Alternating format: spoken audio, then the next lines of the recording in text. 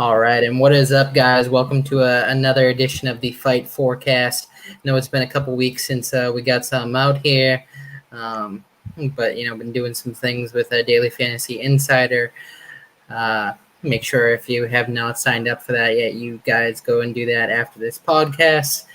But with the huge card this week, we figured we had to put out something for you guys, give you a little bit of taste of what you can hear if you do subscribe to the podcast and to Daily Fantasy Insider.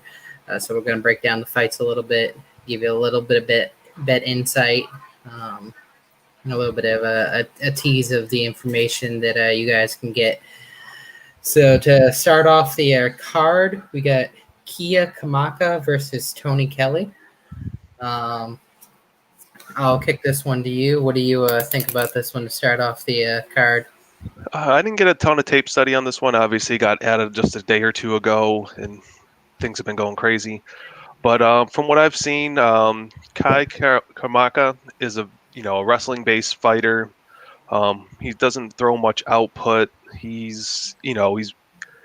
does have some fought some decent level competition in the LFA, in Bellator, but for the most part, he's a decision fighter. I don't think he's ever won via a finish. He's 7-2. I would, for betting wise, I think betting him to win by decision is the way to go instead of just betting him money line if you think he's gonna win. But Tony Kelly is he's a fighter who's fought. He's 5-1. His one loss that was recently, but he took a 3-year layoff after losing to Kevin Aguilar in Legacy's fight of the year. And prior to that, he was on MTV Cage. I don't know if most of you guys remember that back in the day with Matt Schnell, but he's a very aggressive fighter. He goes full bore, balls to the wall the entire fight. So it's going to make this fight very interesting. I think if Cormier can't get him down, it's going to be very interesting on the feet.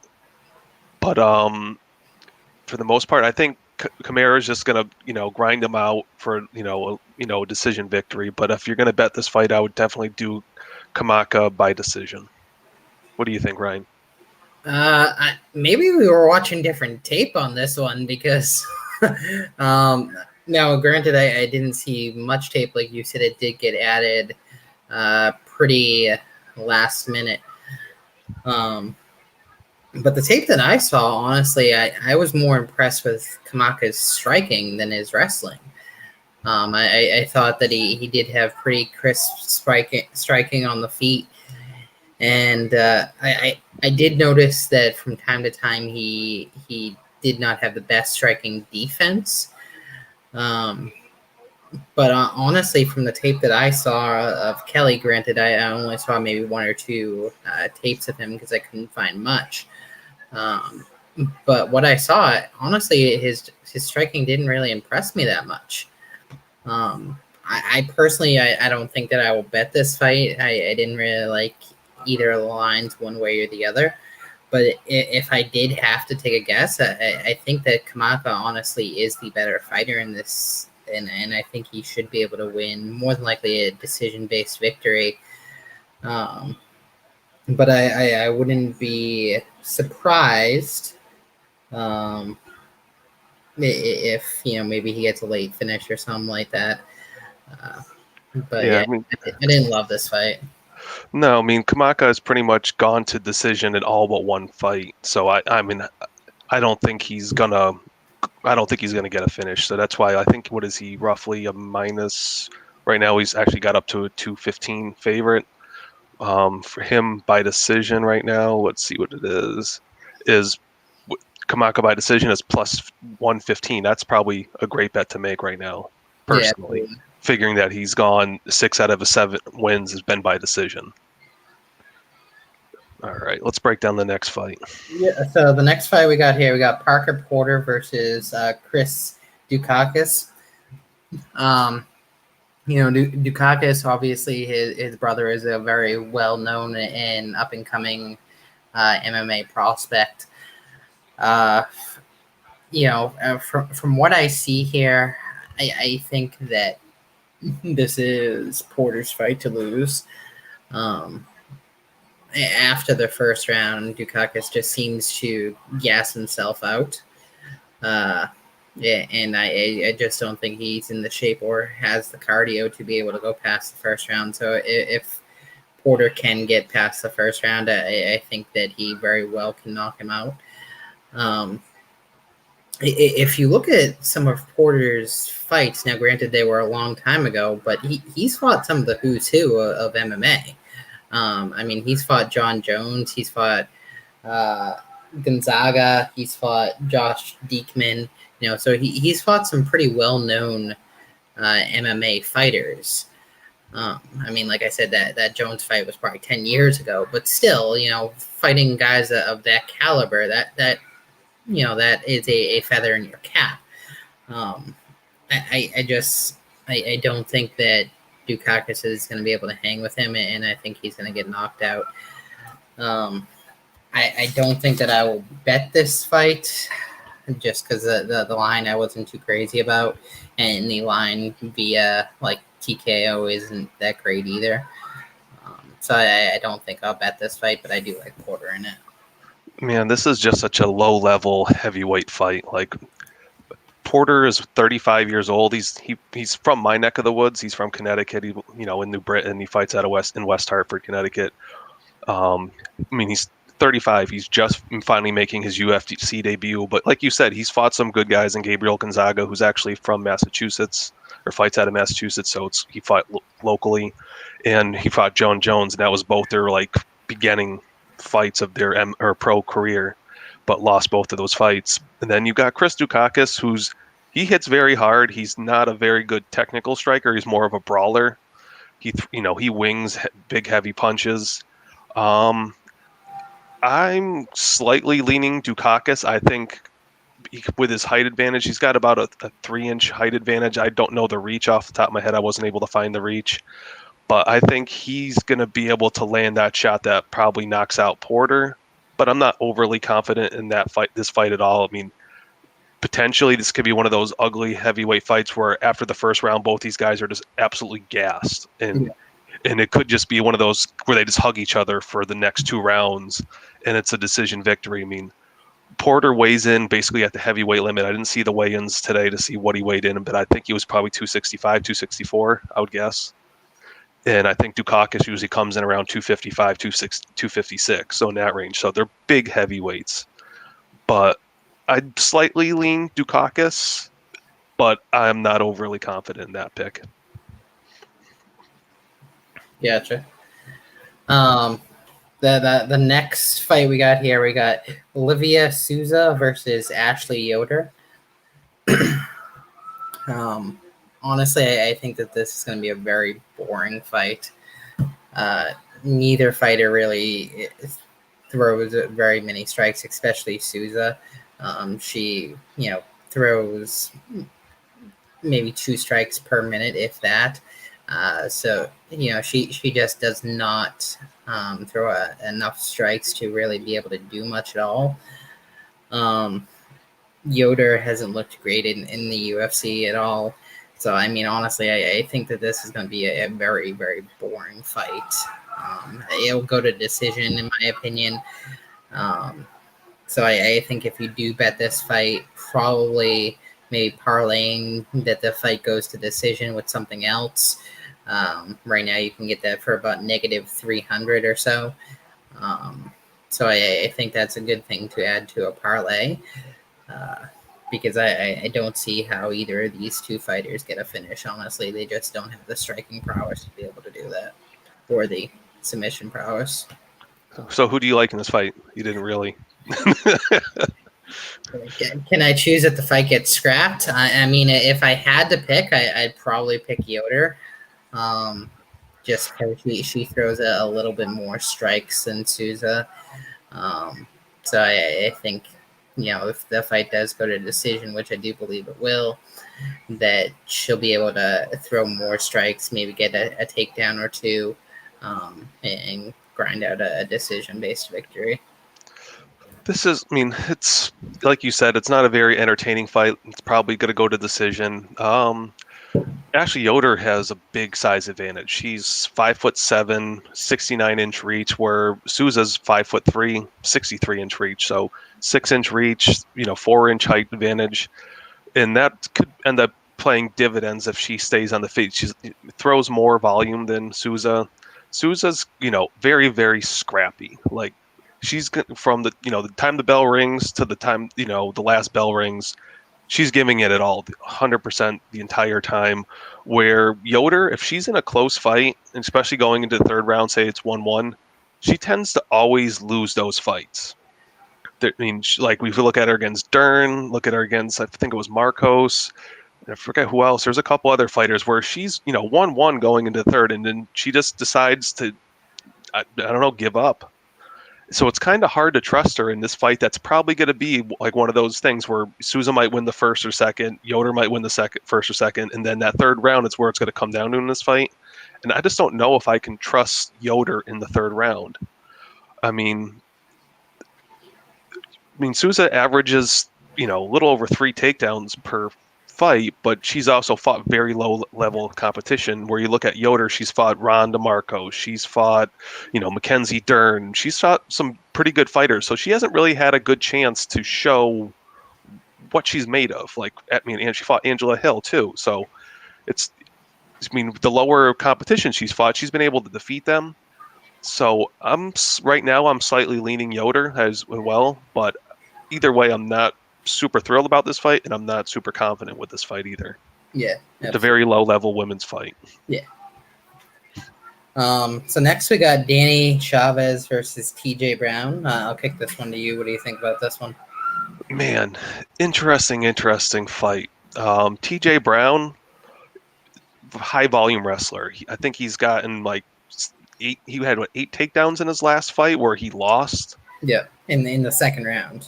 Yeah, and in the second round, which is absolutely insane. Like for DraftKings wise, he put up 70 points in 2 rounds in a loss. Like that's unheard of for DraftKings. But we're not taking DraftKings right now. We're talking just fight breakdowns and betting. And then you got, so basically TJ Brown's a very high volume wrestler. He does throw a decent volume at 3.5 significant strikes per minute. But the problem is he always has a lapse. He puts himself in the bad situations where he gets either someone touches his chin, get knocked out, or he puts himself where he could potentially get subbed. And then you got Danny Chavez, who's a very hard hitter. He's not very technical. He's not very good, but he does hit hard. And he's got some knockouts on his record. So it's just a matter of, will Chavez land that strike or Brown, leave his chin exposed for him to get hit? If not, I think TJ Brown's probably just going to take him down consistently and just grind out a decision victory more than likely. Maybe he might get a finish, but I think it's more than likely if you're going to bet Brown, bet him by decision. But I slightly lean Brown in this fight. Again, not overly confident because it's hard to trust someone who always just seems to find a way to get his chin checked. But that's where I'm slightly leaning, was Brown in the decision victory. Again, just using his wrestling to outpace Chavez. Yeah. I like Chavez in this fight. Like you said, his striking is very good. He strikes very hard. Brown has been knocked out 3 times in his career. Out of, I believe, 7 losses, so almost 50% of his losses have been via the knockout. So I think that this very well can be a 4th time that he loses via the knockout. It's a little hard to say if the Brown that we saw the last fight against Griffin is the Brown that we're going to see every fight. That being his first fight in the UFC, is he going to be one of those fighters that consistently can get 5-10 takedowns every single fight, or was that just a one-time thing that we've seen happen before in the UFC? I tend to think that Chavez's takedown defense would be good enough to be able to negate some of those takedowns. and that he can maybe catch him trying to take a takedown or something like that with an uppercut or a knee, some of that sort. So yeah, I do like Chavez this fight. I did put a bet on him at plus 130. So I do like him this fight. Okay. So next we got Felice Herrig versus Verna Jindrobi. Yeah. Jendroba. Um, this is one of those fights that I think that the line is off a little bit, especially for DraftKings, which we'll talk about the next podcast. But I think that this line is off a little bit. Verna, she just does not throw strikes at all, really. In her last two fights, she's thrown a combined 25 significant strikes. That's not going to get it done. So she's very good at the submission. She's won almost all of her fights via submission. But Herrig does have a 76% takedown defense. So I don't think Verna is going to be able to get her down at will. I think this will more so be like maybe the Esparza fight where she gets her down a couple times, but Herrig is able to use her striking and stuff like that to grind out a decision-based victory. I wouldn't bet Herrig, but I do like that the fight goes to decision. I think that Herrig will be able to make it that way she doesn't get submitted. And that more than likely the fight will go to the decision. Right now, when I looked at it last, that was negative 210 if I go to decision. So I do like that line, just because I don't think Verna is as good as her line is showing right now. I mean, I do agree that, Verna minus, what is she up to, like minus 300, or was that? I think that is a little too high, but what scares me about Felice, obviously she's coming off a 2-year layoff where she had ACL surgery, and then she had a setback with it. So she's been off, but hasn't fought in 2 years. She's 35, almost 36 years old. So she's up there in age, especially for MMA years. And when she last fought Watterson, she was very stiff. She didn't seem, as agile. I don't know if she was already somewhat hurt going into that fight, but what Watterson was able to do in that fight was she was able to get a lot of, head arm throws and get her down. And that's what Jendroba does for most of her takedowns. She's able to use that head throw. That's what most women do for the most part, how to get takedowns is that throw. And that's where Felice is kind of susceptible to. And especially coming off a 2-year layoff, I think Jendroba will be able to get her down. I mean, Felice hasn't been subbed since early on in her career. I don't know if Jendroba will get the sub. I didn't think she had ever been subbed. According to Tapology, I just looked. She got subbed once in her career. I think one of her losses was via sub. I didn't see which one, but let me just look. Yeah, she got subbed once and then lost 8 decisions. It's probably one of her early pro fights where they just say loss and they don't put it, and they probably just threw it to submission. Yeah. But either way, she's hard. She's a hard girl to submit. She's always in shape, so I don't. Even with a 2-year layoff, I don't think she's going to be out of shape. I mean, she does fitness modeling, so obviously she's always at the gym working out and this and that. But I think Jendroba's going to be able to get her down. I don't know if consistently, but I think it's enough to win rounds and threaten her a lot, either whether it's on top or getting onto the back of Herrig. I think Jendroba's going to win this fight. I don't know if it's going to be super, I don't think she's a minus 300 favorite worthy of winning this fight. Could be closer than we anticipate, but I still think Jendroba's probably going to win 2 or 3 rounds. I think Herrig might probably win the first. Jendroba will probably win 2 and 3. Because I think Felice will probably come out guns blazing since she hasn't been in the ring in 2 years and be a little hyped up. Yeah. But, so I did just look it up on our Sherdog as well. It looks like she did lose 1 fight via submission. It was a pro exhibition fight back in 2014. Ronda Marcos. Yeah, Ronda Marcos. Yeah, just looked. I was just scrolling up and saw it. So, but So, I mean, but that was also what, probably 5 years ago, 6 years ago, and it's clicked on 2014, so almost six about 6 years ago. Yeah. Oh yeah, 6, 7 years ago. Yeah, so it'll be interesting. I mean, I don't know if Jandra will get that sub, but I think she'll control her enough on the ground with her BJJ. She's a high-level BJJ practitioner. But what do we got next up? We got Jim Miller versus Vince Pichel. Vince Pichel, yeah. So what do you think about this one? Oh man, Vince Pichel's like I'm kind of I like him a lot. You know, in general, I'm a bit of a fan of his since he was on Tough back in the day. That was probably one of the better seasons of Tough in general.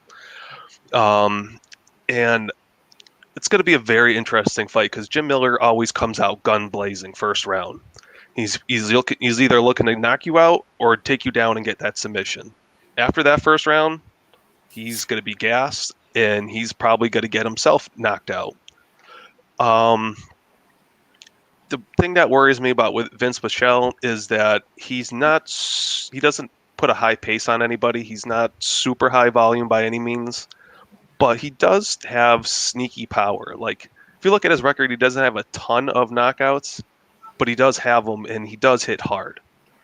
So and the thing that concerns me a little bit is Pichel does have pretty decent wrestling. He averages 4 takedowns per fight. But I don't know if he wants to go there in this fight because if he does, Jim Miller is not bad off his back. Yeah. But the problem is Pichel, like I was going to say before, he defends takedowns at 22%. That's pretty god awful. So I still think Vince will be able to keep his distance and piece him apart. Maybe in the first round it'll be a little bit scary, but once round 2 and 3 comes, he's going to piece Miller apart. Probably get a decision victory, but potentially could knock him out at some point. But I'm not overly confident in it. But yeah, I would either bet Jim Miller via sub, and if you can do it via sub first round, I don't know if that's even props available for that. If not, then I would probably do Vince Pichel by KO or decision, or bet him rounds 2 and 3. Yeah, I'm honestly not sure. I think I lean Miller a little bit in this one. But like you said, I don't think Pichel wants to get this fight down to the ground at all. That is Jim Miller's world. You do not want to be in it. Now, to his defense, Miller does have a very bad takedown defense as well. Both of them are under 50%. So, I mean, both of them have very bad takedown defense, but I think that Miller eventually will be able to land a takedown off of Pichel's striking, and from there be able to sink in a submission of some sort, either late first or early second. I do agree with you that Miller does seem to gas, so he'll want to get it pretty early on. But I think that he will be able to do that. I think Pichel's takedown defense is just too bad that at some point Miller is going to be able to get it down to the ground, and once you're on the ground with Miller, you're in trouble. Yeah, it's a very, very interesting fight. Like both guys are old. Actually, Pichel's actually older than Jim Miller, which is kind of shocking. I didn't think so, but I think he's actually 2 years older. Yeah, or no, 1 year older, 37 to 36. But it's a very interesting fight. I just don't know where it's going to go. I mean, the smaller octagon is in favor of Miller, especially for the first round. And with Vince's output, it could help him last a little longer. Maybe get a solid 2 rounds in before the third where he gasses, or maybe a round and a half. But I still think Pichel's going to just do enough to keep him away in that first round or keep his distance and then just pick him apart rounds 2 and 3. But very, very interesting fight, but I slightly lean Pichel. All right, so the next fight we got John Dotson versus Merab Davishvili, and I know I'm probably pronouncing that wrong, but so plain and simple, Merab, he's just a machine, exactly like his nickname says. this guy, he will get takedown after takedown after takedown. In his last 6 fights, he has gotten over 50 takedowns combined. He's averaging 8.66 takedowns per fight in his last 6 fights. He's gone over double digits 3 times. Dodson does have fairly good takedown defense. He does have 80% takedown defense, but he has struggled from time to time against some other fighters. And he is a lot smaller, I think, than Merab. So I think that he will struggle against the takedown. That he'll be able to get the takedown whenever he wants. Honestly, he has struggled with when he tries to get the takedown, getting rocked. So I do worry about that a little bit. But Dodson hasn't finished a fight in years, so I don't really think that he will. That he has the power anymore to be able to finish him.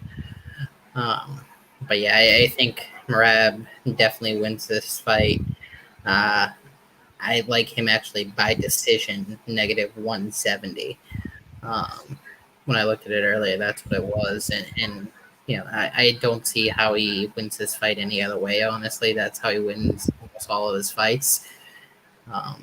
So I think that is probably the way to go. You get a little extra juice because I don't really see him winning by KO or submission.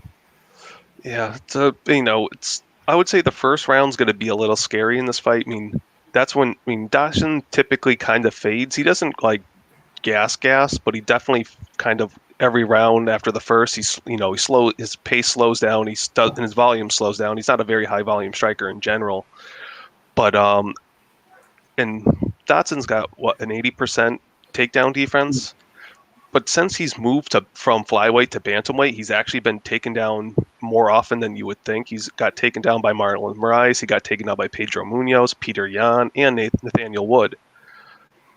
So I didn't look at the percentages at that point to see, what his takedown defense is. But since he's moved up, he's been taken down quite a few times moving up from bantamweight. But basically, this is going to come down to, can Dotson land that one shot with his power in the first round? If not, Dvalishvili's pace is just going to be way, way, way too much. He is relentless for all 3 rounds. He doesn't gas. He is on you like glue. He's going to take you down because of his judo background. Because in judo, you want to take guys down, let them back up, and take them down again. You get points for it. And that's what he's used to. That's why he's just holding on to guys, and he keeps doing it because he's so used to judo. And then the camp he's training at, with Matt Serra and Jermaine Sterling, all them, his BJJ is going to get better every time he fights. So right now, he's been going to decision in almost every single fight. I think eventually his BJJ is going to catch up with him. Eventually, he's going to get a submission. I don't see it being this fight, but I think he's going to keep rinsing and repeating. Dotson will probably stuff the first 3, maybe 4, maybe 5 takedowns in the first round, but once it gets to the end of round 1, round 2, it's going to be takedown, repeat, takedown, repeat, takedown, repeat, and Dvalishvili is going to get a decision victory, I think, in this fight. It's going to be a little scary at the beginning, but I think Dvalishvili is just going to do what I said, win of these decision victory via takedowns a million times. I don't think he'll land as many as he did in his last 2, but I would say he's probably going to land somewhere in the range of 4 to 8. That would probably be somewhere in that range. Yeah, I would say probably at least 5. Yeah, because Dotson is good at getting up even when he does get taken down, but it's just going to Dvalishvili's going to hold on and just do it again. Dvalishvili's going to have a big size advantage. He looked huge at weigh-ins. When I caught the quick glimpse of him, he looked a lot bigger than Dotson. Yeah. So next we got Herbert Burns versus Daniel Pineda. I'll kick this one to you. What do you think about this one? Man, they made some very interesting fights on this card. It's not not so many big names on this card in general, but there are top heavy with big names. But Herbert Burns is the brother of Gilbert Burns, who's a number 1 contender in the welterweight division. I think number 1, maybe not number 2, but Herbert Burns has got very good BJJ. He's highly credentialed. He's in striking is improving with every fight. And then you got Daniel Pineda, who was in the UFC, way back when. Fought some good competition, but ultimately UFC released him. He went to PFL and a couple other promotions along the way, but he's a be killed or get, he's either going to kill someone or he gets killed. That's pretty much every fight he ends in a finish for the most part. When he was in PFL, he won the 2 fights, but they later got overturned for steroids.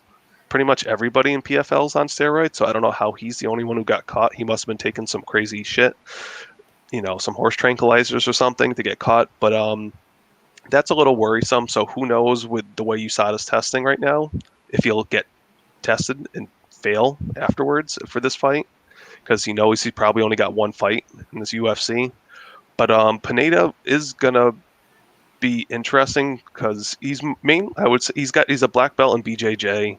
He does have good scrambling, but that's where his ultimate downfall is going to be, because if he's going to scramble and give up his back possibly when scrambling, that's when Herbert Burns is going to latch on and more than likely get a submission at some point.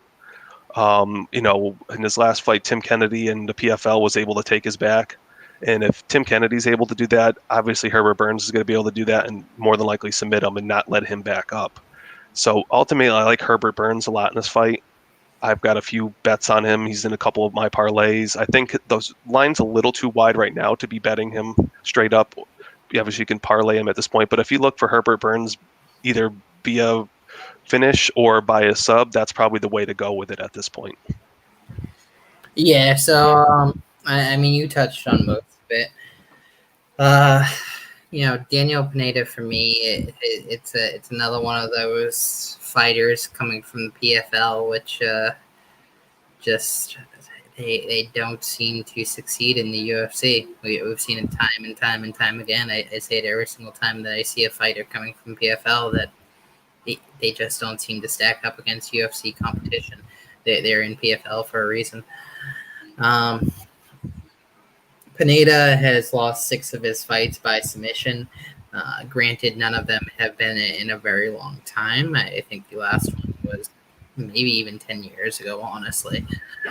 So it was a while ago. But, against a guy of Burns' caliber, who that's what he's known for, is getting that submission victory. I think that he is going to have no issue, honestly, getting the takedown or using his striking to get it down to the ground and finishing this fight via submission. I have Burns in a couple parlays, like you said, as well. And I think I may even have one of him straight up, just for 1 unit. But I think I did put one straight up on him as well. Yeah, because he started off, I think, minus like 245, 250. Yeah. And now he's what is he at right now? He's 260, so he's come back down a little bit. He was getting as high as 285, I've seen on a couple sites. Yeah, when I looked earlier, that's about what he was 285, and when I looked the other day. So he has come down a little bit.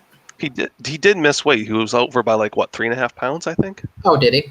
I believe so. I believe he missed weight on this fight. Him and who was the other fighter that TJ Brown, I think, missed by a half a pound. I think those are the 2 fighters that missed weight. So I mean that is a little bit concerning, especially with Burns. He's hasn't always had the best cardio. So that is a little bit concerning that he would miss weight. But I still am pretty confident that he's going to get this one done. But that's the other one. You mentioned the cardio issue, and the other thing is, so if it goes out of the first round, obviously Herbert Burns, doesn't have the greatest cardio, but at the same time too, Pineda doesn't win decisions. Every time he's ever gone to one, he's lost. I think he's 0-6 or 0-5 in decision. So obviously he doesn't have the best gas tank either for decision fights. So it's more than likely this fight's ending in the first round.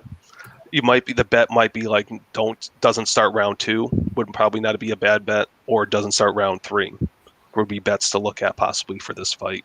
If you think it's going to end it, if you think Pineda can also finish as well. Yeah. Now we got the big boys. Yeah. Next fight we got Junior Dos Santos versus Jairzinho Rosenstruck.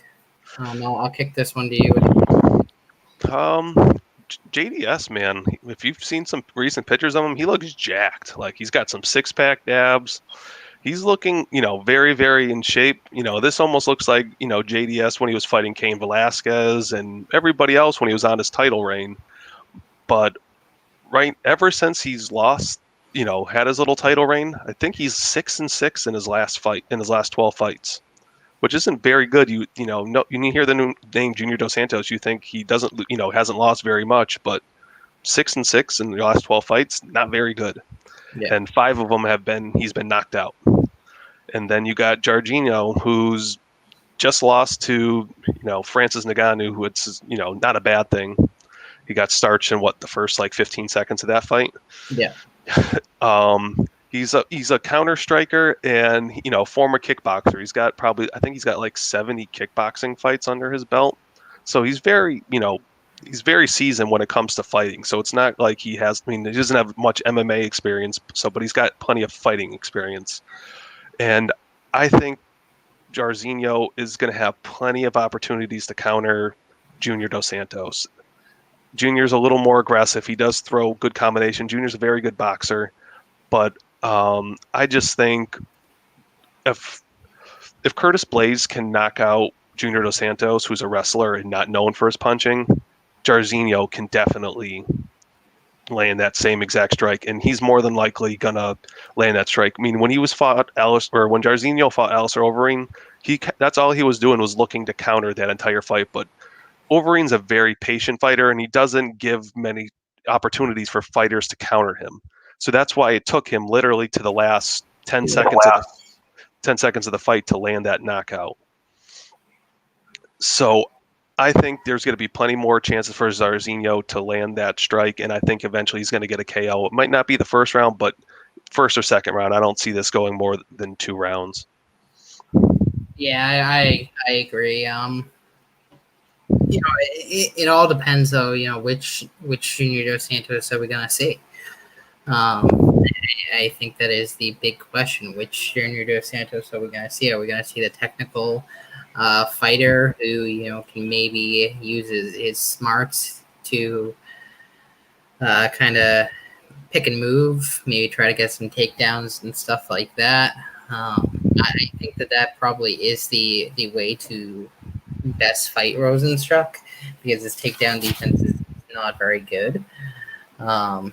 But Junior Dos Santos goes for under a half a takedown a fight, so I highly doubt that's what he goes for. More than likely, I think at the end of the day, Rosenstruck will knock him out. I think that his power is just good enough that at this point he can probably knock out anyone in that division outside of maybe Francis right now. I think that he finishes Junior Dos Santos, so I like him a lot at -130. It's a crazy stat I just looked at. If you look at for the last 10 years of fights for Junior Dos Santos, he has 3 takedowns. That's it. So he's not gonna take down Jairzinho. He can. He probably has the ability to, but he just doesn't. He landed 1 against Shane Carwin. He landed 1 against Roy Nelson, and he landed 1 against Stipe. Those are his 3 takedowns. So then that's where Jairzinho's biggest weakness is. You saw it against Overeem. Overeem was able to take him down. But I just think Jairzinho's just going to be too good. And I think Jairzinho's roughly a -120, 130 favorite. I think that's a great bet to make. Next we got Sugar Sean O'Malley here versus Marlon Vera. I don't really like O'Malley. I think his antics are getting kind of Conor-esque, which is not necessarily a good thing, in my opinion. But I think that he's going to be able to win this fight. It is a big step up for him. But I don't think Vera is the type of fighter that's going to necessarily give O'Malley issues. I think the type of fighter that's going to give O'Malley issues is maybe someone that doesn't, throw as much. and works more so on wrestling based. Vera still throws over 4 strikes per minute, eats a good amount of strikes per minute. So I think that O'Malley eventually is going to be able to knock him out. I'd like to see him get shut up because I think that it would be good for his career, honestly. I think he's getting too big for his britches, but I don't see it happening this fight. This is very, it's a big, like, Marlon Vera was a big step up for Sean O'Malley. If you look at Vera, who he's fought Song Yadong, he's fought, Hernandez, he's fought, some very good guys in the UFC where Sean O'Malley has fought the ghost of Eddie Wineland, Jose Quinones, Andre Sukmatov, and Terrion Ware. Like, most of those guys aren't even in the UFC anymore. O'Malley is a very high volume striker. He throws almost 7 significant strikes a minute, and he's has power in his hands. But the problem with that is he ends up after the first round he does slow down, and you can see it go. If he makes it to round 3, he even slows down even more, and that's where it comes a little worrisome. If you looked at early pro fights and amateur fights, there's proof that O'Malley's quit late in fights. He's just given up, and so that's a little worrisome. Where Chito Vera, on the other hand, starts off slow, but then he comes down hard in rounds 2 and 3. So what's going to happen? So is O'Malley going to have enough to win 2 rounds, and then Chito might win the third? I don't know. I don't see O'Malley getting a knockout in this fight like a lot of people do. I mean, Vera's never been knocked out. He's fought Song Yadong, who hits probably just as hard, if not harder, than O'Malley, and he was able to withstand everything. Honestly, I do favor Sean O'Malley. I think he's going to win 2 out of 3 rounds. I think he'll win the first probably very, very clearly. He'll probably win the second. It'll be a lot closer. And then Vera probably will win the third. And that's where it's going to get a little sketchy. But if you're looking for a bet I like personally, I don't think this is going to go to a finish, doing the over 2.5 at minus 110. I think that's the smart way to go. Just that way you're covering yourself. Or if you want to do fight goes to decision at plus 105 to get a little bit better odds, that's not a bad bet as well. But I think the over 2.5 is a little bit safer and where you want to go. Because if Vera gets a finish, it's probably going to be very late in the fight. I mean, it's a risky bet, but it's one at those odds that I could definitely see. I personally put O'Malley in a couple parlays. I wouldn't touch him straight up, but I did a parlay or 2. Wow, I just looked. Sean O'Malley's line's gone down. He was minus 3 something for a while, 375, almost 400. When I looked earlier, he's minus 255 right now. Okay, so he's gone down even more. He was negative 285 when I looked the other day. Yeah, he was at the beginning of the week. He was high 3s, and that's why I'm like, I'm just going to put him in parlays because you can't really do much at that point. You can't bet that straight. Yeah, but I mean, if anything, if you do like O'Malley, what is O'Malley by decision? O'Malley by decision is plus 205. I think that's, if you really think O'Malley's going to win, I think that's the way to go. I don't see him getting the knockout in this fight. I think if you want it, you're going to get plus odds on him at that point to win by decision. Yeah, that's worth a unit or a half a unit on.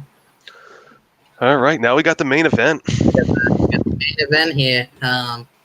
The battle for the legacy, as they're calling it.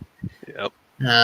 So we got Daniel Cormier versus Stipe Miocic, part 3. I'll kick this one to you. What do you think about this one? Man, the trilogy. The first one didn't last very long, so it's hard to tell how the fight would have really played out. Cormier got a knockout in the first round. He was doing pretty well, but Stipe did have his moments in that first round as well. But the second fight, it was a tale of two fights, and for the most part, DC dominated rounds 1, 2, and 3. He was throwing high volume. He threw 183, I think, significant strikes in 3 rounds, or for the fight, I think, not for the whole 3 rounds. And then DC basically started gassing. That's when Stipe changed gears. He started working the body, and that's when you can just see the air would just went out of DC, and that's when he finally landed, the knockout. I mean, he didn't knock out Cormier cold. He just, obviously it was a TKO. Ref stopped in, but so I don't know. Cormier's 41 years old. He keeps talking how he's been saying he's going to retire. He was really hoping he was going to win that last fight so he could have just retired and called it a career, but he's coming back. He's, a world-class athlete. He doesn't want to go out on a bad note. So I think he's going to be super motivated in this fight, but he needs to either win 3 rounds convincingly and then kind of hold on and hopefully he doesn't super gas rounds 4 and 5, or he needs to get a finish. He needs to either get the knockout again. Maybe he submits Stipe, but I don't see that. Stipe's, former Division I wrestler, and Cormier's not that great on the ground. He does have a couple submission. He got, I believe, Rumble Johnson in a submission at one point. But yeah, I mean, DC keeps talking about too. He wants to go back to his roots, go back to wrestling. But what's wrestling going to do? It's going to gas you. It's hard. Especially against someone who has good takedown defense in Stipe. I still do favor Cormier, but this is a very good live betting fight. I think you either bet DC early on at the beginning of the fight and he gets the finish, or you can see him dominating. But I think once you get to rounds 3, and it's still going, that's when you want to look to live bet Stipe. I think that's when the fight will turn. Stipe's got great cardio, and it'll be very, very interesting to see if DC can hang on in in the championship rounds. But I think Cormier is gonna squeak it out. It's gonna be very, very, very close again. I just hope DC's cardio comes in, better shape this time. Yeah. Yeah, I think that DC does it.